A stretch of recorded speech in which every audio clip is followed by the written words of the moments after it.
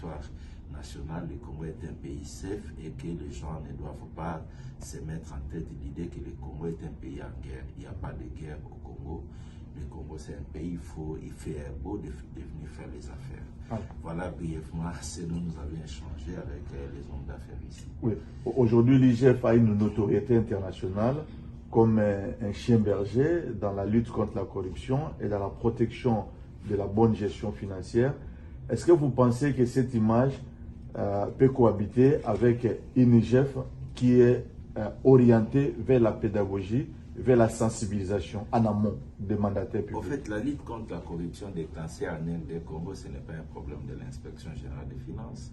C'est une volonté personnelle de son Excellence Monsieur le Président de la République, chef de l'État. C'est lui l'acteur principal de cette lutte et c'est lui qui a défini les lignes de conduite. L'inspection générale des finances n'est qu'un service relevant de son autorité et à qui il a donné des instructions précises pour matérialiser sa volonté sur terrain. C'est ce qui est en train d'être fait. Donc, la fermeté avec laquelle cette lutte est menée et au fait les résultats ou au fait consécutifs aux directives données par son Excellence Monsieur le Président de la République.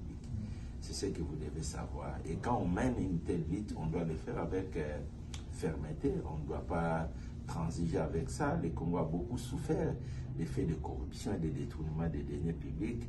Les pays avaient beaucoup régressé. Il est temps aujourd'hui, avec la volonté politique exprimée par la haute hiérarchie de notre pays, que nous puissions vraiment nous investir tous pour que nous puissions repousser ces antivaleurs dans notre société. Vous avez entendu ce que les investisseurs américains ont dit, spécialement ceux qui évoluent ici à Houston, ceux qui sont venus de Louisiane, de Utah et tout. Ils avaient besoin des informations qui rassurent, des informations de la source, des informations vraies.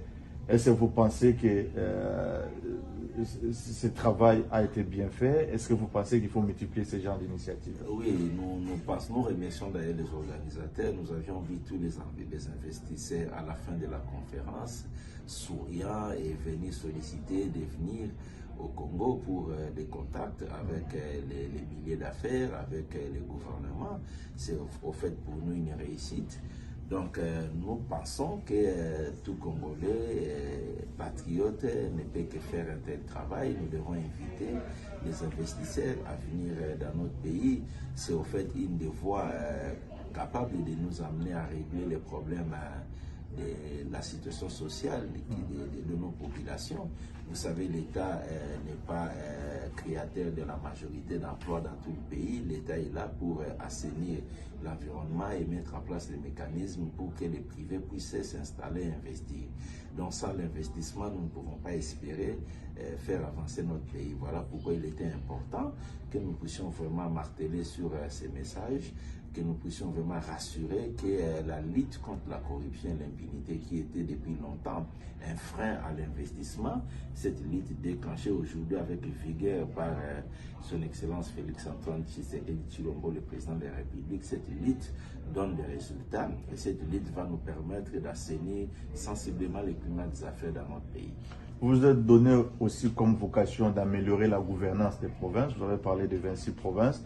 Vous pensez que le temps est venu pour aider ces provinces, ces administrations provinciales à bien maximiser les recettes et à bien gérer les finances? Oui, dans les objectifs assignés à l'inspection générale des finances par le président de la République, il y a également l'encadrement des provinces.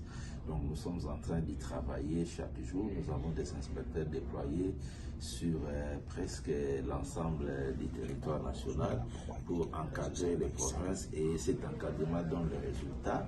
Il y a beaucoup de provinces aujourd'hui qui voient leur situation financière s'améliorer et cela va permettre petit à petit que cette amélioration financière puisse être orientée vers des projets d'investissement profitables à l'ensemble de nos populations. Et vous avez dit dans votre intervention à la tribune de NSI que la RDC aujourd'hui c'est un pays safe. Vous pensez que cette déclaration est justifiée? Oui, je réaffirme, la RDC est un pays safe.